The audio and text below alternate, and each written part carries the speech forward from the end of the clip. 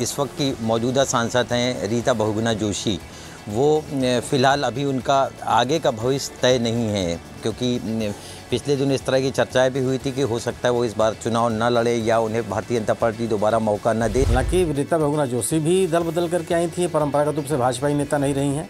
Lal Bahadur Shastri, VP Singh, Amitabh Bachchan, Murli Manohar Joshi, Janeshwar Mishra, Rita Bahuguna Joshi, ये वो नाम हैं जो एक ही लोकसभा सीट से सांसद रहे। जी हाँ, महानायक कहिए, बिग बी कहिए, बॉलीवुड के सितारे कहिए, अमिताभ बच्चन भी 1984 में इलाहाबाद की सीट से कांग्रेस के टिकट से सांसद हुए। प्रयागराज, जिसकी 2 सीटें हैं, एक इलाहाबाद है, दूसरी फूलपुर है, वहाँ से इलाहाबाद सीट के क्या समीकरण है वो आज हम आपको बताने जा रहे हैं। यानी कि जिस सीट से कभी अमिताभ बच्चन जीते थे, उस सीट से इस बार किसकी दाल गलने जा रही है।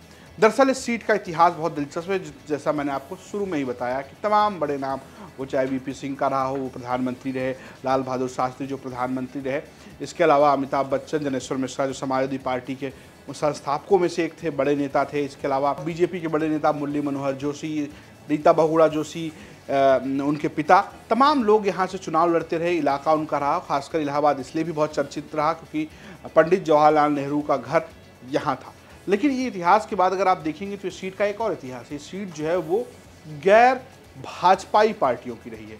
अगर आप देखेंगे तो सिर्फ मुरली मनोहर जोशी एकमात्र ऐसे नेता रहे जो खाटी बीजेपी रहे, यानी कि बीजेपी की कोर मेंबर की टीम के रहे, या आप कह सकते हैं आपके बीजेपी के कार्यकर्ता रहे जो चुनाव जीते। इसके अलावा बीजेपी से 2 बार और जो जीते वो या तो बाहर से आकर चुनाव जीत गए, यानी कि दूसरी पार्टियों से आकर चुनाव जीते, या फिर कांग्रेस, समाजवादी पार्टी यहाँ से चुनाव जीतती रही है। कांग्रेस के लिए सीट बहुत मुफीद रही है, कांग्रेस लगातार यहाँ से जीती, बड़े बड़े चेहरे यहाँ से चुनाव जीतते रहे, यहाँ तक कि अमिताभ बच्चन भी यहाँ से कांग्रेस से सीट से जीते। लेकिन अगर आप पिछले 4 साल का इतिहास देखेंगे तो यहाँ पर बीजेपी के लिए मामला बराबर नजर आता है। 2 बार बीजेपी जीती है, 2 बार यहाँ से समाजवादी पार्टी जीती है। अगर आप बात करेंगे 2019 में यहाँ से रीता बहुगुणा जोशी चुनाव जीती थी जो कांग्रेस से आई थी।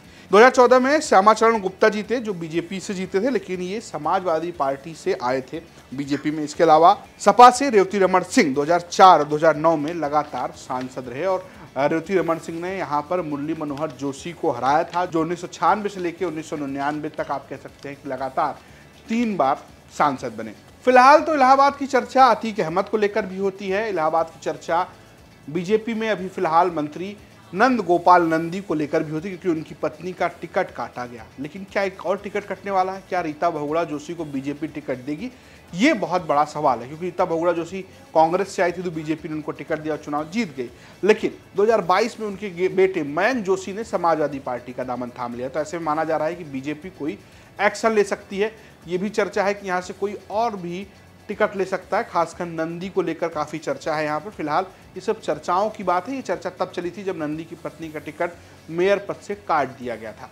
अब यहाँ से कौन जीतेगा, कौन हारेगा, ये कुछ ना कुछ यहाँ के समीकरणों पर भी निर्भर करता है। दरअसल ये सीट जो है वो ब्राह्मण बाहुल्य सीट है, लेकिन यहाँ पर कांग्रेस को हमेशा से ब्राह्मणों का वोट मिलता रहा है। अगर हम जाति समीकरण की बात करें तो एक अनुमान के मुताबिक इस सीट पर सबसे ज़्यादा संख्या ब्राह्मणों की है, जो करीब 3 लाख है। दलितों की संख्या 2,50,000 बताई जाती है। मुस्लिमों की संख्या भी करीब इतनी ही है। कुर्मी 2 लाख बताए जाते हैं, यादव 1 लाख और निषाद 1 लाख बताए जाते हैं। इसके अलावा वैश्य समाज के लोग और छत्री समाज के लोगों की भी संख्या यहाँ पर ठीक ठाक है। जाति समीकरण का खेल यहाँ पर यह है कि यहाँ से कोई ना कोई ब्राह्मण प्रत्याशी होता है तो ब्राह्मणों का वोट मिलता है। इसके अलावा और वोट जो उनके साथ जुड़ते हैं, वो चाहे सवर्ण वोट हो, कथित सवर्ण वोट अगर बीजेपी के साथ जुड़ जाता है तो वो जीत जाती। कांग्रेस भी इसी फॉर्मूले में जीती रही और कांग्रेस को मुसलमानों का भी वोट मिलता रहा है।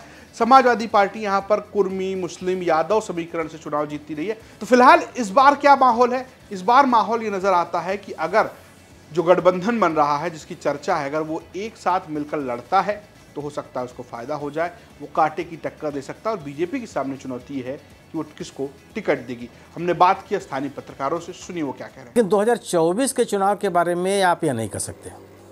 मुझे लगता है कि तमाम तरह के मुद्दे हैं और विपक्षी दलों में जो गैर भाजपा मतदाता हैं उनके बीच में मतों के बंटवारे को रोकने की कोशिश भी की जा रही है।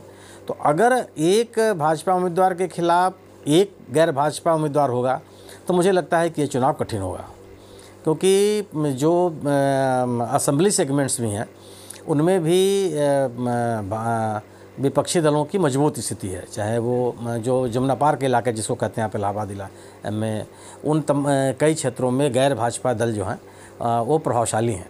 तो अगर सीधा मुकाबला हुआ भाजपा के साथ तो मेरा ये मानना है कि स्थिति थोड़ी सी अलग होगी। जब 2024 का चुनाव आएगा तो ये तय करना भी मुश्किल होगा, क्योंकि अभी पत्ते नहीं खुले हैं किस पार्टी से किसको प्रत्याशी बनाया जाता है। रीता बहुगुणा जोशी क्या वाकई इस बार चुनाव नहीं लड़ेंगी? अगर वो लड़ती हैं तो उन्हें पार्टी टिकट देती है या किसी और पार्टी से चुनाव लड़ती है? इस तरह की तमाम उम्मीदें और अभी एक तरह से चर्चाएँ वो चल रही हैं। तो आने वाले दिनों में फ़िलहाल अभी इस सीट पर कह सकते हैं कि एक दिलचस्प मुकाबला देखने को ज़रूर मिलेगा। तो स्थानीय पत्रकारों की माने तो इस बार बीजेपी के सामने चुनौती को टिकट किसको देगी और विपक्ष के सामने चुनौती की सीट किसके खाते में जाएगी? क्या सपा यहाँ से चुनाव लड़ेगी, कांग्रेस चुनाव लड़ेगी, क्या गठबंधन में चुनाव हो पाएगा? अगर गठबंधन में चुनाव होता है तो बीजेपी के लिए अमिताभ बच्चन के इलाके में मुश्किलें हो सकती हैं। ये तो रही बात प्रयागराज की इलाहाबाद लोकसभा सीट की, लेकिन अगर आप ऐसे ही अपनी सीट के बारे में जानना चाहते हैं तो लोकसभा इलेक्शन 2024 कौन जीतेगा यूपी, इस प्लेलिस्ट में जाना है आपको अपनी सीट की जानकारी मिल जाएगी। साथ ही साथ आपको ये भी जानकारी मिलेगी कि आपके इलाके के लोग आपकी सीट में और आपके सांसद के बारे में क्या सोचते हैं।